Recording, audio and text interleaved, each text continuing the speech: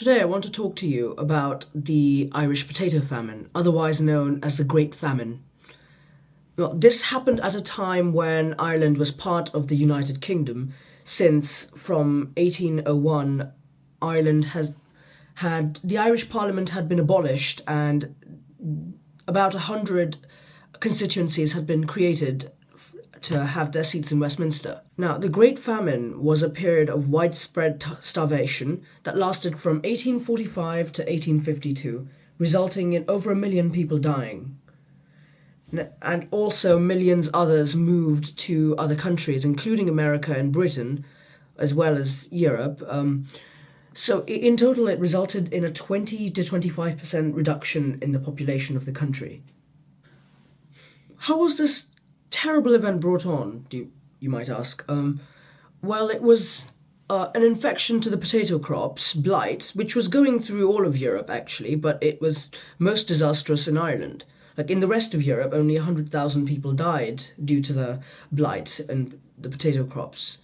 In Ireland, it was obviously much more. And this resulted in the potato crop being effectively inedible. And since most of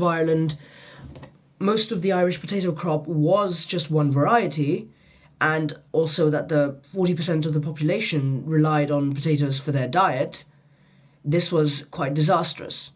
Like the population of Ireland from 1800s on to 1845 had increased from 3 million to almost 8 million in 45 years. This was because of the potato, because it was much easier to grow than grain, it required less space, and it was full of nutrients. Might be hard to believe.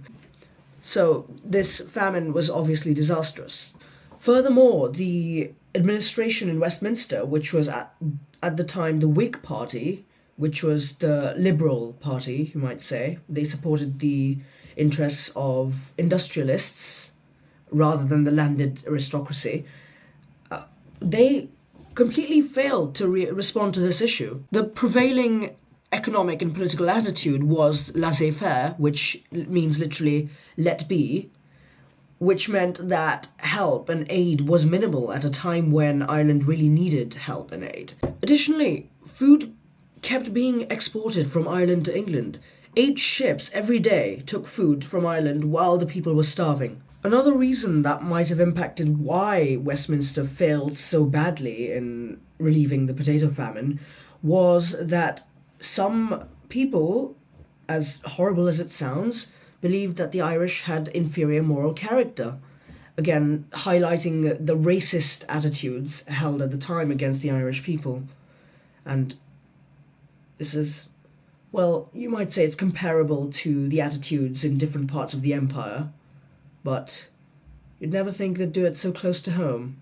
To summarise, the potato famine was disastrous, resulting in a massive drop in Ireland's population and resulting in a massive exodus of people to America, the New World, and also to Europe and Britain.